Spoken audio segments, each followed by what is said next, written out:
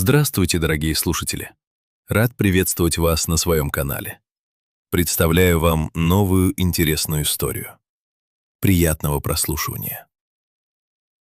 Вера укладывала слитный изумрудный купальник в чемодан с таким трепетом, словно это была реликвия, дарующая вечную молодость.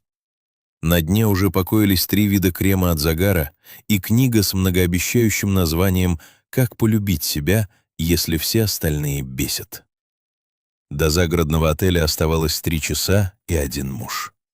За окном что-то оглушительно кашлянуло, пустило струю сизого дыма и затихло с предсмертным хрипом старого мопса. «Верочка, ты только не оборачивайся сразу».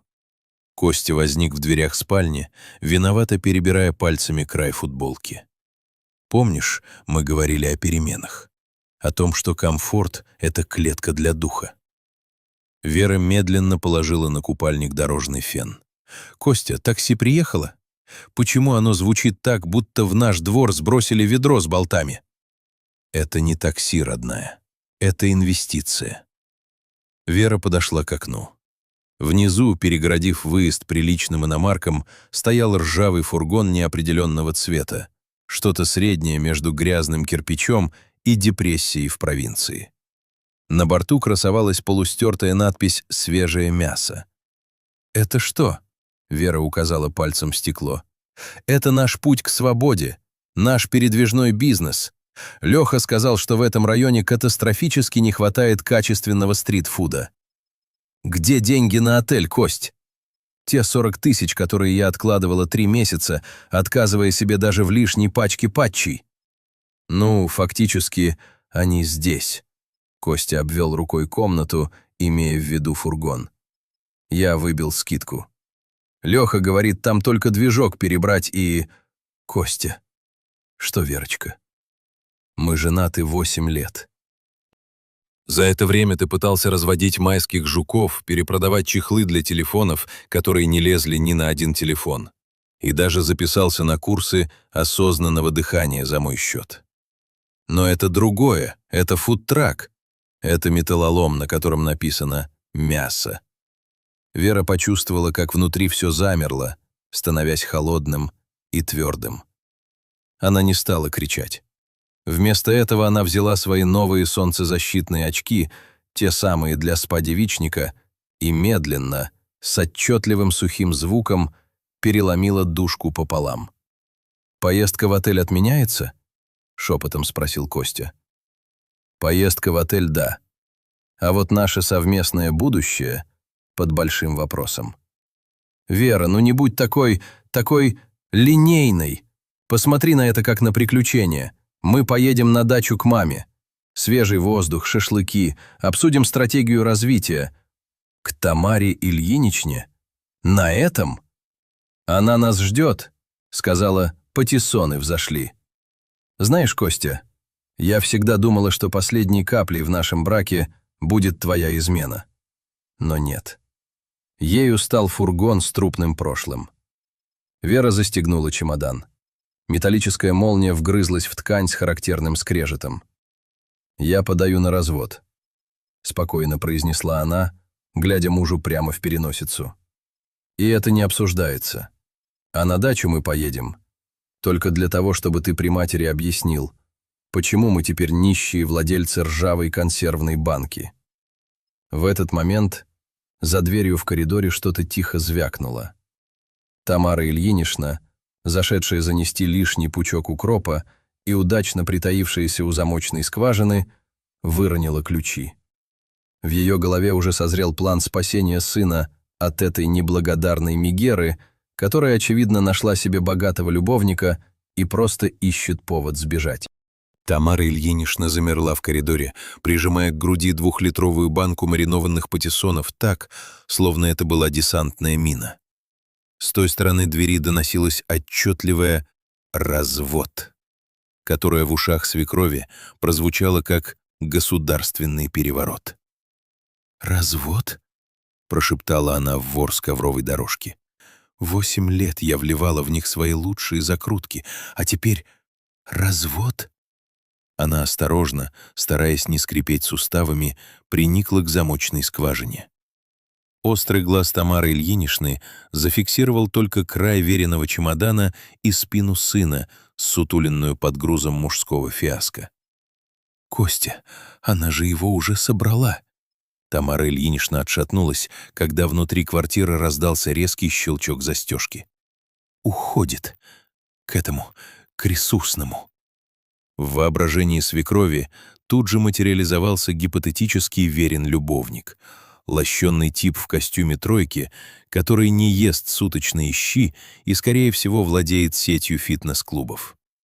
Только такой мог заставить женщину отказаться от поездки в отель и бесплатного кабачка с огорода. «Так», — Тамара Ильинична поправила очки, которые от волнения съехали на кончик носа. «Мы так просто не сдадимся. Мы им устроим семейное гнездышко с колючей проволокой». Она боком, по-пластунски, просочилась к выходу из подъезда и спряталась за густым кустом жасмина. Через 5 минут из подъезда вышел Костя, таща за собой 2 баула, и Вера, шагающая с достоинством опальной королевы. «Кость, ты серьезно думаешь, что эта железная коробка доедет до области?» Голос Веры был сух, как прошлогодний сухарь. «Верочка, там немецкий дизель, он вечный. Он еще нас с тобой переживет, если его периодически подбадривать добрым словом. Ему нужно не доброе слово, а экзорцист». Они подошли к фургону. Костя с натугой открыл боковую дверь, которая издала звук, напоминающий крик раненого чайки. Тамара Ильинична, наблюдая за этим из кустов, судорожно записывала в блокнотик. Грузят вещи в подозрительный транспорт. Вера командует, Костя подавлен. Явный признак похищения или побега с целью раздела имущества. Вызываю подкрепление в лице себя. Она дождалась, пока фургон, чихая и извергая облака черной гари, выкатится со двора и рванула к своей Ниве, припаркованной за углом. Машина пахла нафталином и старыми газетами, но заводилась с полуоборота, в отличие от инновационного бизнес-проекта сына. «Ну что, голубки», — пробормотала Тамара Ильинична, выуживая из бардачка старый бинокль. «Посмотрим, в какой такой лес ты везешь моего мальчика». Она включила первую передачу и, держа дистанцию в 3 корпуса, пристроилась за дымящим фургоном. На заднем сиденье подпрыгивала банка с патиссонами. Ее единственный свидетель и запас провианта на время долгой осады. Кабина фургона пахла сыростью, машинным маслом и амбициями Лехи. Вера методично, словно уничтожая улики, жевала сухой круассан из придорожной пекарни. Она откусывала слоеное тесто с такой пугающей точностью, будто это был Костин бизнес-план. «Крошки летят на приборную панель», — робко заметил Костя, переключая передачу с хрустом, от которого у Веры заныли зубы. «Это не панель. Это алтарь твоей финансовой грамотности. Пусть принимает дары». Костя открыл было рот для защиты своих инвестиций, но его телефон, закрепленный в дешевом пластиковом держателе, завибрировал. На треснутом экране высветилось неизвестный номер. «Возьми, вдруг это инвесторы в очередь выстроились за твоей франшизой», — едко бросила Вера. Костя ткнул пальцем в экран и включил громкую связь. Динамик хрипло откашлялся. «Константин Игоревич, нотариус Звягинцев беспокоит. Звоню по поручению вашего покойного двоюродного деда Аркадия». «Какого Аркадия?» Костя от неожиданности вильнул рулем, объезжая колдобину. «У меня нет...» стоп. Тот, что с пасекой и дурным характером?» «Именно. Аркадий Степанович оставил вам с супругой участок в Заречном. Солидный метраж. Но есть нюанс». Вера перестала жевать. Слово «участок» обладало магическим свойством временно подавлять ее желание немедленно расторгнуть брак. Она наклонилась ближе к микрофону. «Какой нюанс? Мы внимательно слушаем». «Если вы не явитесь в сельсовет Заречного завтра до 12:00 для подписания акта вступления в права, земля автоматически отойдет муниципалитету. Там сложная имущественная схема, Дед брал ссуду. В общем, жду вас завтра. До обеда. Оба паспорта и свидетельства о браке обязательны. Вызов завершился. В кабине повис только тяжелый гул дизельного двигателя. Заречная. Вера быстро открыла карты на своем смартфоне, смахивая крошки с экрана. 340 километров в соседнюю область. «Отличная новость!» Костя просиял, мгновенно забыв о недавней ссоре. «Земля. Продадим участок, купим нормальное оборудование для фудтрака». «Костя, спустись на землю. Моя машина в сервисе до среды. На поезда до Заречного билетов нет, я только что проверил расписание. Сезон дачников. Все выкуплено до выходных. У нас есть транспорт». Костя гордо похлопал по облезлому рулю так, словно гладил породистого арабского скакуна. Вера посмотрела на мужа. Затем перевела взгляд на грязное лобовое стекло, украшенное засохшим птичьим пометом. Потом снова на мужа. 340 километров. На этом куске ржавчины? Не обижай кормильца. Тут немецкий дизель, Верочка. Он создавался для марш-бросков по пересеченной местности. Если мы встанем в чистом поле, я оставлю тебя на съедение волкам, а твою долю перепишу на себя. Договорились. Значит, едем? Едем за наследством. Но запомни, это ледяное перемирие. Исключительно ради квадратных метров. Я с тобой не разговариваю. Вера демонстративно отвернулась к окну, скрестив руки на груди. Перемирие продлилось ровно 2 минуты, пока ее собственный телефон не разразился пронзительным рингтоном. На экране горела Ирка. «Да?» Вера взяла трубку и тут же инстинктивно отодвинула динамик от уха. Из трубки неслись густые, качественные рыдания. «Он меня выгнал!» — выла младшая сестра. «Со всеми вещами и с монстром! Вер, забери меня! Я на трассе у мотеля стою, у меня тушь потекла и лапки замерзли!» «Чьи лапки?» — мрачно уточнил Костя, прекрасно слышавший вопли. «Собачьи, Костя, и мои!» — всхлипнула Ира. «Вы где?» Вера тяжело вздохнула, потирая переносицу. Она посмотрела на Костю взглядом человека, принимающего неизбежность катастрофы. «Меняй маршрут на объездную. Придется подобрать балласт». Подъезд к придорожному мотелю напоминал эвакуацию. На фоне покосившейся вывески «Уют» возвышалась гора леопардовых чемоданов, на которой восседала Ира. Выглядела она как героиня французского кино после кораблекрушения. Тушь живописно размазана по щекам, в одной руке тлеет сигарета, в другой дрожит существо, отдаленно напоминающее собаку. Монстр, чихуахуа с перманентно выпученными глазами и скверным характером, нервно клацал зубами в пустоту.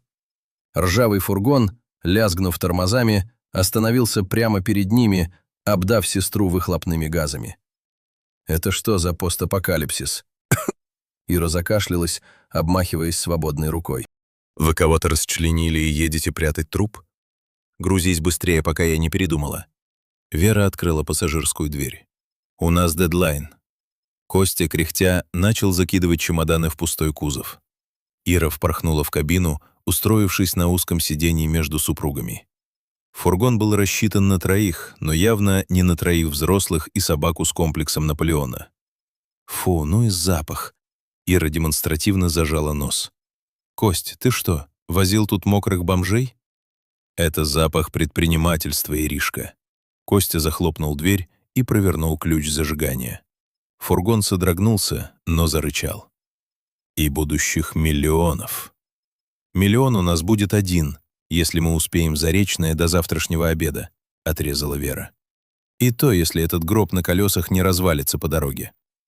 Фургон дернулся и медленно выкатился на трассу.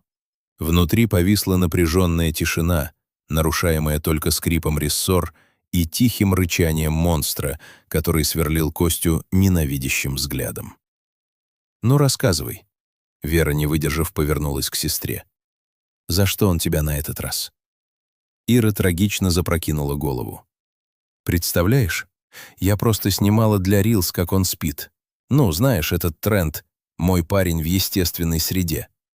А он проснулся, начал орать, что я нарушаю его личные границы. А какие у него границы, если он живет в моей квартире? Логично, кивнул Костя, не отрывая взгляда от дороги. Вот и я ему так сказала. А он схватил мои вещи, монстра, и выставил нас за дверь. Ира снова зашмыгала носом. В этот момент монстр, решив, что настало время мести за поруганную честь хозяйки, извернулся и пустил струю прямо на Костины кроссовки. «Эй!» Костя рефлекторно отдернул ногу, из-за чего фургон вильнул на встречную полосу. Раздался оглушительный гудок, идущий навстречу фуры. Костя резко выкрутил руль обратно. «Убери от меня эту крысу-переростка!» «Не смей называть его крысой!» — взвизгнула Ира, прижимая собаку к груди. «У него стресс!» «У него недержание!» — рявкнул Костя. «Вера, скажи ей». «Ира, держи свою собаку при себе», — устало произнесла Вера. «А ты, Костя, держи руль. И прекрати вилять, меня уже укачивает». «Если бы мы поехали на нормальной машине, никого бы не укачивало», — буркнула Ира. «Кстати, а куда вы вообще едете?» «Наследство получать», — Вера вздохнула. «От Костиного деда». «Наследство?» — Ира оживилась, слезы мгновенно высохли. «Квартира в центре? Счета в швейцарском банке?» «Участок в Заречном. Сорняки и, возможно, пара борщевиков-мутантов». Вера покосилась на мужа. «Но Костя уверен, что это наш золотой билет». «Конечно, золотой». Костя попытался придать голосу уверенности, но очередная колдобина на дороге смазала эффект. «Продадим землю, купим фритюрницу, гриль». Вера закрыла глаза и начала медленно до 10 считать про себя, пытаясь подавить желание открыть дверь на ходу и выйти в чистое поле. В мутном зеркале заднего вида настойчиво маячило прямоугольное пятно цвета поликлиничной стены. «Кость, мне кажется, или за нами уже полчаса едет твоя мама?» Вера прищурилась, пытаясь сквозь слой дорожной пыли на стекле разглядеть водителя-преследователя. «Исключено», — Костя выкрутил руль, объезжая очередную яму. «Мама сейчас на даче. Воюет с тлей и слушает радиопередачи про пользу лопуха». «Тогда у этой тли есть старая Нива и бинокль», — констатировала Вера. «Я четко вижу ее очки. И, кажется, банку чего-то консервированного на пассажирском сиденье». Ира вытянула шею, задев монстра локтем. Собака недовольно клацнула зубами. «Точно она! Прячутся за фурой. У вас семейное хобби такое — следить друг за другом?» «Она не следит». Костя покрылся мелкими каплями пота. «Просто совпадение. Может, поехала за рассадой в соседнюю область». «За рассадой она ездит на рынок, а не крадется в слепой зоне, как спецагент на пенсии». Вера повернулась к мужу. «Ты ей что-то сказал про участок?» «Ни слова. Я вообще с ней сегодня не разговаривал». «Значит, она что-то услышала. Прекрасно. Мало нам ржавого корыта и собаки с инурезом. Теперь у нас есть хвост». «Знаешь, Костя», — начала Вера, методично собирая волосы в тугой узел на затылке. «Я 8 лет ждала, когда твой оптимизм в лоб столкнется с законами физики. И вот мы здесь. 300 километров впереди, сзади твоя бдительная мать, а под нами...» Громкий хлесткий хлопок под капотом прервал ее речь. Фургон судорожно дернулся, панель приборов вспыхнула красными значками, как новогодняя гирлянда, и двигатель издал звук захлебнувшегося кита. Руль в руках Кости мгновенно потяжелел. «Приехали», — резюмировал он, съезжая на обочину и вдавливая педаль тормоза в пол. «Что случилось?» Ира вцепилась в переноску. «Мы горим?» «Хуже. Мы стоим». Костя распахнул дверь и вывалился на гравий. Вера вышла следом. Костя уже успел поднять капот. Из недр машины пахло паленым пластиком и суровым разочарованием. «Порвался», — трагично сообщил он, демонстрируя кусок черной резины, похожий на мертвого ужа. «Твоя инвестиционная стратегия?» — уточнила Вера. Ремень генератора. И помпа не крутится. Дальше мы не поедем. Двигатель закипит через 5 минут. Вызывай эвакуатор. Ира высунула голову в окно. У меня аллергия на обочины. Какой эвакуатор? Мы в 40 километрах от ближайшего города. Это встанет 1010. Костя обхватил голову руками. Все, наследство уплыло. Фудтрак отменяется. Вера смотрела на поникшие плечи мужа, на кусок рваного ремня, на проносящиеся мимо машины. Ей очень хотелось кричать. Хотелось напомнить про СПА, про деньги, про все его бредовые идеи. Но она лишь подошла к своему чемодану и щелкнула замками. «Что ты делаешь?» — буркнул Костя.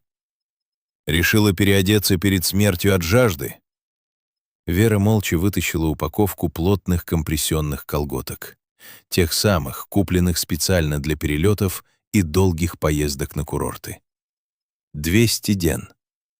Настоящая броня, а не капрон. Она разорвала картонную упаковку и протянула колготки мужу. «Вяжи». «Что?» «Вяжи морской узел, Костя.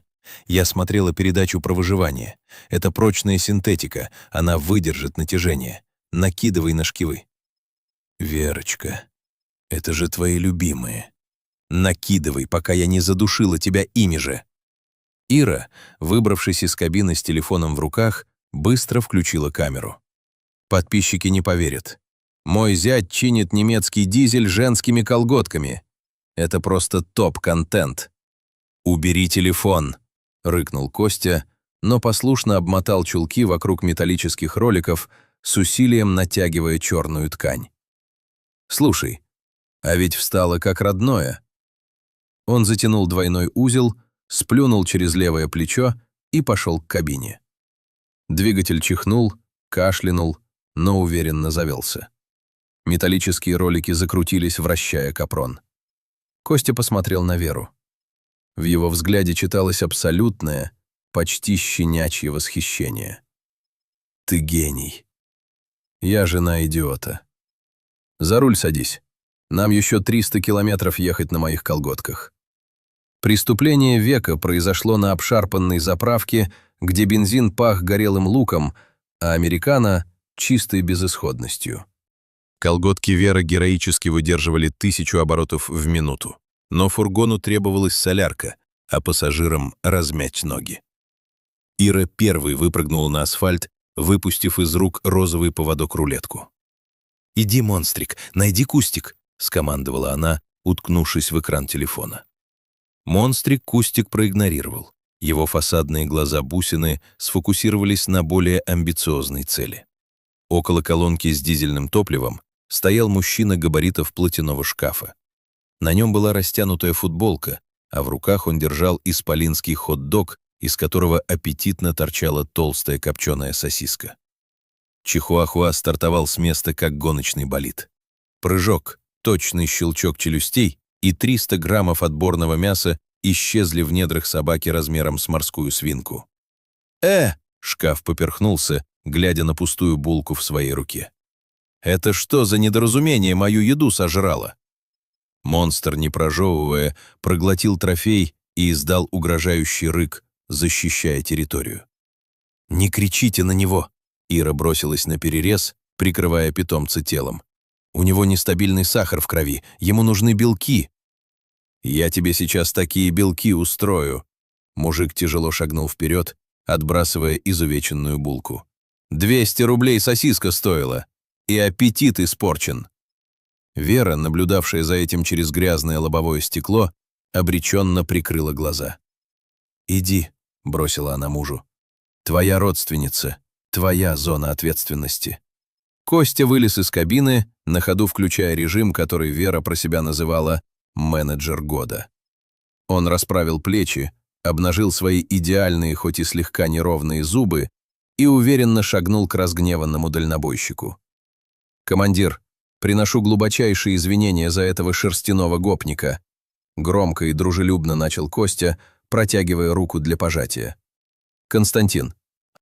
Дальнобойщик смерил его тяжелым взглядом, но широкую ладонь подал. «Володя, твоя крыса?» «Сестры жены», — Костя доверительно понизил голос, словно сообщал государственную тайну. «Сами мучаемся. Слушай, Володь, ты на том мане ходишь? 12-тонник?» Володя слегка расправил плечи, явно польщенный вниманием к своей технике. «Ага, рефрижератор. С Ростова рыбу тяну». «Уважение», — Костя сознанием дела покивал. «Тяжелый рейс. А мы вот бизнес пытаемся поднять. Фудтрак гоним. Правда, пока только на женских колготках едем. Ремень порвало». Володя моргнул, переваривая информацию. «На Капроне, что ли?» 200 ден», — гордо подтвердил Костя. «Выдерживают все, включая семейные кризисы. Володь, давай так. С меня 2 царских френч-дога с двойным сыром и кофе, а ты прощаешь этому мелкому террористу его дерзость. Идет?» Володя посмотрел на ржавый фургон, на Костю, на Веру в кабине, затем хмыкнул. 2 с двойным сыром. И чтоб соус чесночный. «Обижаешь», — Костя хлопнул его по плечу. «Ира, забирай животное в машину. Я за едой». Вера сидела в кабине и смотрела, как муж возвращается с 2 картонными подставками, уставленными горячей едой. Он о чем-то пошутил с Володей, тот раскатисто засмеялся, пожал Косте руку 2 ладонями и полез в свою фуру. Костя открыл дверь и протянул Вере бумажный стаканчик. «Твой любимый, капучино без сахара. Выпросил последнюю порцию корицы». Вера взяла стакан. Она смотрела на мужа, взъерошенного, пахнущего выхлопными газами в перепачканной ветровке. Он был ходячей катастрофой, человеком, который купил железный гроб вместо путевки в отель. Но прямо сейчас, впервые за этот бесконечно долгий день, она поймала себя на мысли, что с ним, по крайней мере, невозможно пропасть с голоду. И в лицо на заправке тоже не дадут. «Спасибо», — ровно сказала она. «Всегда пожалуйста», — Костя подмигнул. «Трогаемся. Наш колготочный экспресс отстает от графика на 20 минут». Она сделала глоток. Кофе был объективно дрянным, но впервые за утро не вызвал желания вылить его на приборную панель. Навигатор Иры заговорил голосом утомленной женщины, которая уже давно смирилась с чужой, непроходимой глупостью. «Через 100 метров поверните налево, в поле. Вы прибыли к промежуточной точке». «Какое поле?» — Костя вцепился в руль. «Там колея глубиной с Марианскую впадину». «Навигатор строит оптимальный маршрут», — возмутилась Ира с заднего сиденья. «Он экономит нам целых 12 минут». Костя послушно вывернул руль. Фургон съехал с асфальта, днище жалобно лязгнуло о скрытые в траве камни, и колеса погрузились во влажную чавкающую глину. Машина тяжело поползла вверх по склону и вдруг замерла. Прямо по курсу, перегородив раскисшую грунтовку, стоял белый пернатый батальон. Около 30 гусей синхронно повернули шеи в сторону машины. Их вожак, птица размером с хорошего индюка, угрожающе зашипел. Костя ударил по тормозам. Мотор чихнул и заглох. «Приехали», — констатировала Вера, глядя на пернатую преграду. «Заводи». Костя повернул ключ. Стартер натужно завыл, задние колеса крутнулись, раскидывая комья грязи, и фургон окончательно сел на пузо в глубокую лужу. «Отлично сэкономили». Вера отстегнула ремень безопасности. «Ира, перелезай за руль. Будешь газовать по команде. Мы с Костей идем толкать». «В эту жижу!» Ира с ужасом посмотрела на свои белые кроссовки. «У меня коллаборация с обувным брендом. Я не могу пачкать инвентарь». «Значит, пойдешь в Заречное пешком». Вера открыла дверь. Глина мгновенно облепила ее туфли, превратив их в тяжелые гири. Костя выбрался с другой стороны.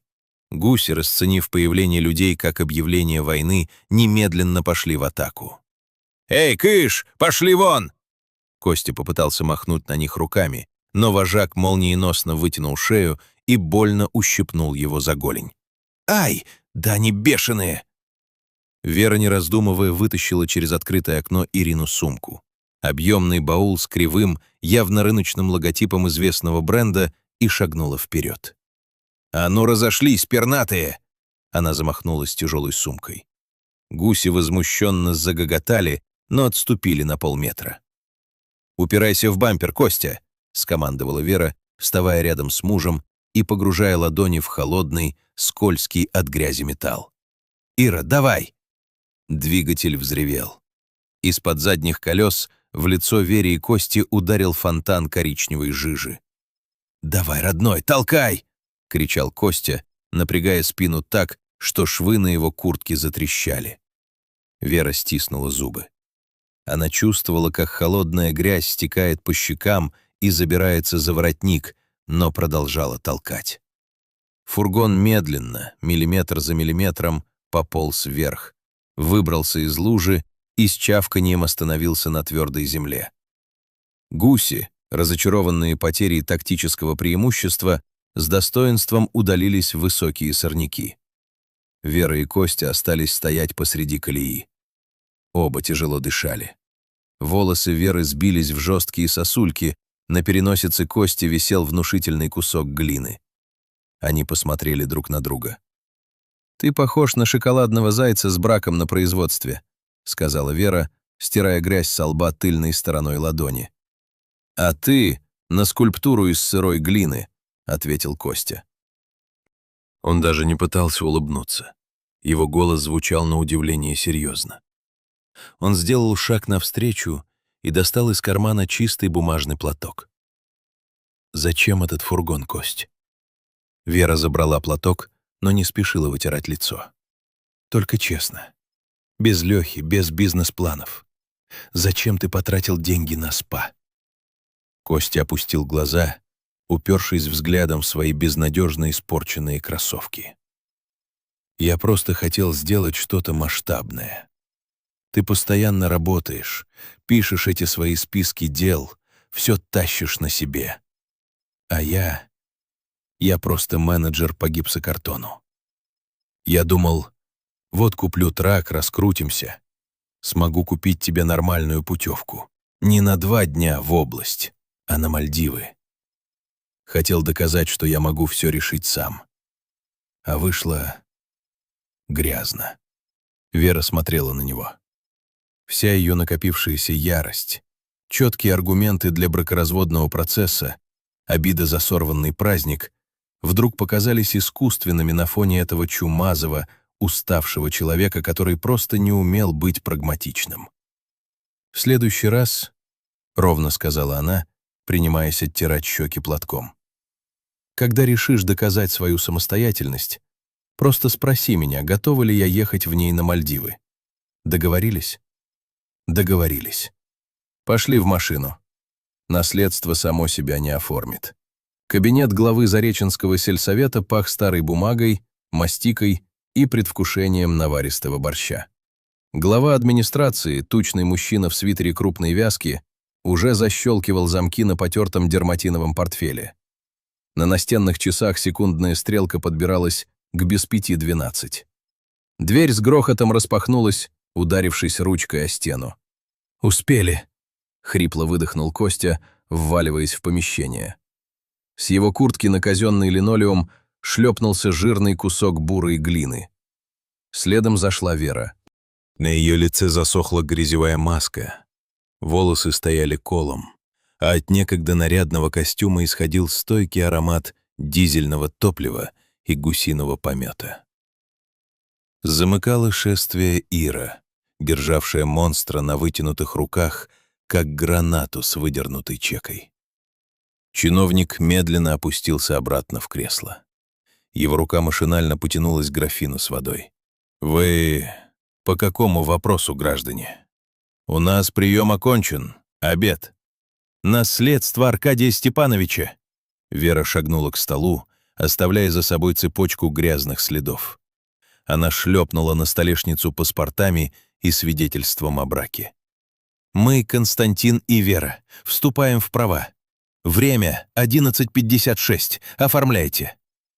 Чиновник сглотнул, покосившись на монстра, который плотоядно облизнулся, глядя на государственную печать.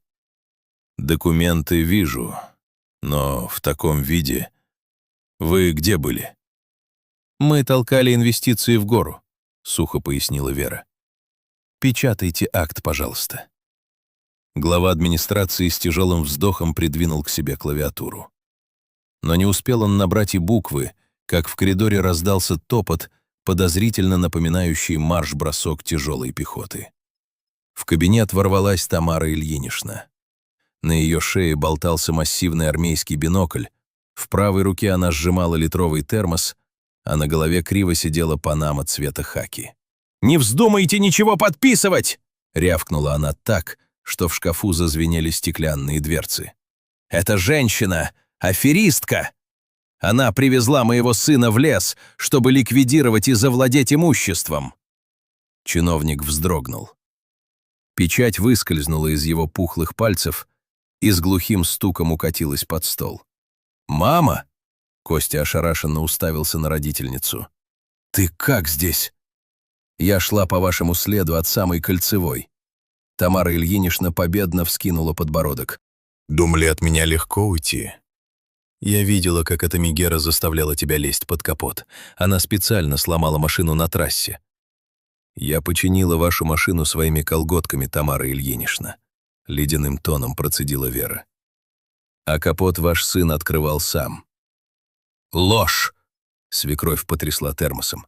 «Ты кричала о разводе. Я сама слышала утром через дверь. У тебя завелся состоятельный мужчина, и вам нужна наша родовая земля, чтобы построить там базу отдыха». Ира, до этого брезгливо стоявшая в углу, внезапно ожила. Она выхватила телефон, включила камеру и направила объектив на Тамару Ильиничну. «Женщина, чуть левее встаньте. На вас тень от шкафа падает. И повторите про базу отдыха. Это гениальный прогрев для сторис». «Ира, убери телефон!» — рявкнул Костя. «Ты защищаешь ее?» — взвизгнула мать, хватаясь свободной рукой за грудь. «Сыночек, она же тебя ни во что не ставит. Она вымазала тебя в грязи. Посмотри на себя. Ты похож на бродягу». Чиновник под столом крякнул, пытаясь дотянуться до печати. «Гражданочка», — робко подал он голос снизу, — «у нас государственное учреждение. Сидите там и не вмешивайтесь в оперативные мероприятия», — скомандовала Тамара Ильинична чиновнику, снова переводя огонь на невестку. «Вера, я выведу тебя на чистую воду. Где твой сообщник?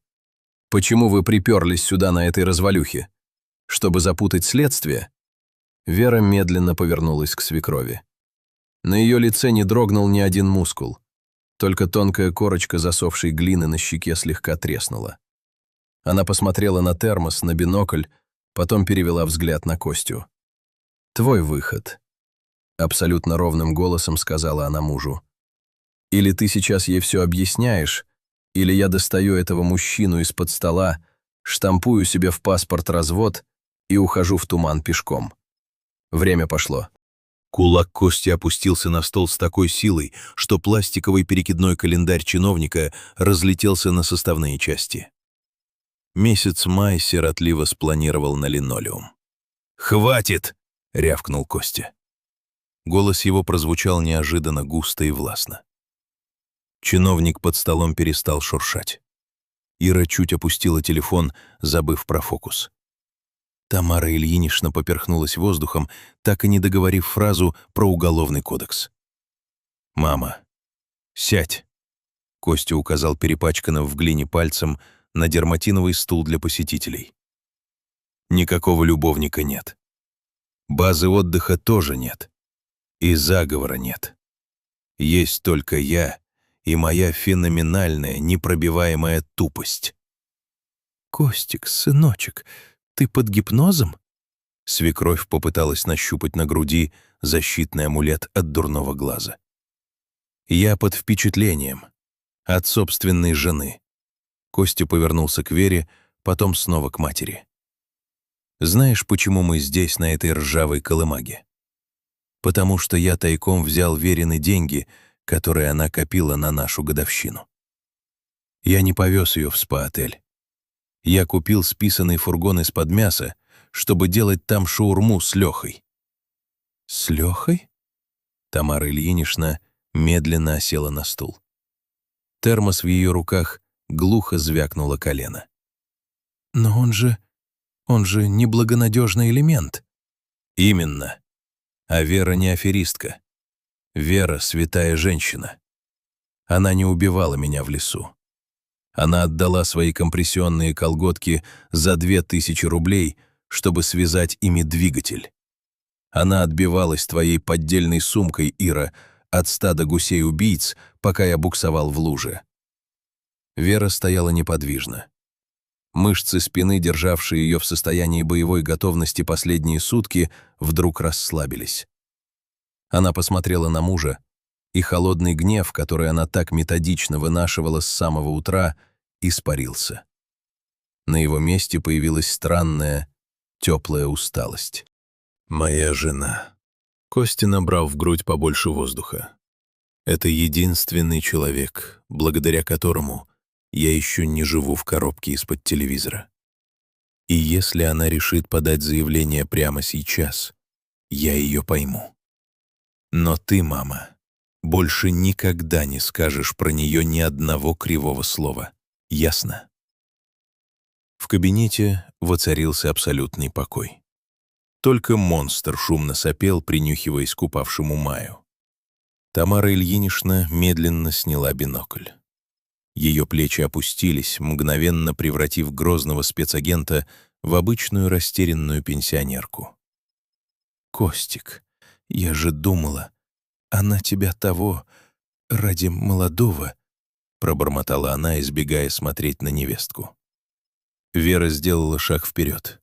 Она подошла к свекрови и мягко, но безапелляционно забрала из ее рук термос. «Тамара Ильинична». Голос Веры звучал спокойно, с хирургически выверенной долей иронии. «Вы сегодня проделали колоссальную оперативную работу. 300-километровый марш-бросок, наружка, силовое проникновение в кабинет госслужащего. Вам нужно срочно восстановить водный баланс. Пейте, иначе от обезвоживания вам начнут мерещиться киллеры». Она открутила крышку, налила горячий травяной чай в пластиковую чашечку и вложила ее в руки опешившей свекрови. «А вы?» — Вера наклонилась под стол, заглянув в глаза чиновнику, который сжимал в потной ладони найденную печать. «Вылезайте. У нас еще 3 минуты до обеда. Нам нужна эта земля». Чиновник, кряхтя, выбрался из укрытия. Он пригладил редкие волосы, плюхнулся в кресло и, даже не вчитываясь в строчки, с размаху шлепнул синий оттиск на документы. «Владейте», — выдохнул он, пододвигая бумаги Вере. «Участок номер 42, за лесопилкой». Костя посмотрел на жену. Она аккуратно сложила документы в чистый файл и убрала в сумку. «Ну что, горе-инвестор?» Вера впервые за день искренне, без капли сарказма, улыбнулась. «Поехали смотреть, что мы там отвоевали у государства». Покосившаяся бревенчатая баня выглядела так, словно проиграла неравную схватку с гравитацией. Она грустно кренилась на правый бок, утопая в зарослях репейника, размер которого внушал уважение. На гнилом заборе висела ржавая табличка «Учебно-тренировочный центр 42». Вера и Костя стояли на краю своего нового поместья. Ветер шевелил сорняки, издавая звук, похожий на издевательское перешептывание. «Каков размах!» — Костя пнул носком кроссовка сухой стебель. «Тут даже гусям будет тесно. Зато есть где развернуться ландшафтному дизайнеру с тяжелой депрессией». Вера посмотрела на гниющую крышу бани, потом на перепачканного мужа, на свои туфли, превратившиеся в 2 куска первобытной глины. Глухой, клокочущий звук зародился где-то в животе и вырвался наружу абсолютно неконтролируемым хохотом. Костя подхватил мгновенно. Они смеялись до боли в ребрах, опираясь друг на друга, чтобы не рухнуть в этот элитный бурьян, за который боролись последние сутки. Капучино на миндальном и флэт-вайт для третьего подъезда. Костя выставил 2 крафтовых стаканчика на узкую стойку. Спустя полгода ржавый фургон с темным прошлым было не узнать. Теперь он сиял глубоким матовым изумрудным цветом, точно в тон тому самому слитному купальнику. Вместо надписи про свежее мясо борт украшала неоновая вывеска «Кофе на колготках», название, которое Костя отстоял с боем, а Вера в итоге признала гениальным маркетинговым ходом. Бизнес, вопреки всем прогнозам, взлетел. Оказалось, что спальный район отчаянно нуждался в приличном кофе в 7 утра, а Костина природная словоохотливость работала лучше любой рекламы. Вера методично полировала рожок кофемашины мягкой тканью. Влажный вечерний воздух пах обжаренной арабикой и выпечкой. «Знаешь», — Костя пересчитал купюры в кассе и заговорщически понизил голос. «Лёха сегодня звоню». Вера не перестала чистить металл. Она просто приподняла одну бровь, не глядя на мужа. «У него есть тема. Абсолютно надежная, Верочка. Закупка партии бракованных самокатов из Дубая. Таможню обходим по серой схеме, ремонтируем в гараже, маржа 200%. Вера молча, не меняясь в лице, открыла нижний ящик под кассовым аппаратом. Ее рука плавно извлекла на свет увесистую дубовую скалку. Она положила деревянный аргумент на столешницу рядом с круассанами и продолжила натирать кофемашину. Костя посмотрел на скалку, затем на невозмутимый профиль жены. «Я так ему и сказал». Костя быстро захлопнул кассовый ящик. «Говорю, Леха, мы теперь солидные предприниматели. Нам твои мутные стартапы не по статусу. Да и инвестировать пока нечего. Мы же билеты на Мальдивы оплачиваем в пятницу». «Умный мальчик». Вера едва заметно улыбнулась и убрала скалку обратно. «Ставишь чайник, закрываем смену». «Давай. Кстати, Ирка ссылку скинула». Костя достал телефон и развернул экран к жене. На видео, собравшем уже 1,5 миллиона просмотров, Тамара Ильинична с армейским биноклем на шее эффектно врывалась в кабинет сельсовета под наложенную музыку из шпионского боевика. В комментариях пользователи требовали снять сериал про боевую пенсионерку. «Мама вчера жаловалась, что в поликлинике без очереди пропускают», усмехнулся Костя, обнимая Веру со спины. Врач вместо кардиограммы попросил автограф и рецепт маринованных патиссонов. Вера прижалась к мужу, глядя в окно на засыпающий двор. Идеального брака, ради которого пишут списки и покупают дорогие путевки, не существовало. Зато существовал этот тесный фургон, в котором было чертовски уютно ехать дальше. «Скажи, пусть монетизирует славу», — хмыкнула Вера. «Откроем ей точку с соленьями. Назовем «Перехват». Костя рассмеялся, целуя жену в макушку, и потянулся выключать зеленую неоновую вывеску. Если вам понравился этот рассказ, подпишитесь, чтобы не пропустить новые душевные рассказы, и оставьте комментарий. Мне всегда интересно узнать ваше мнение.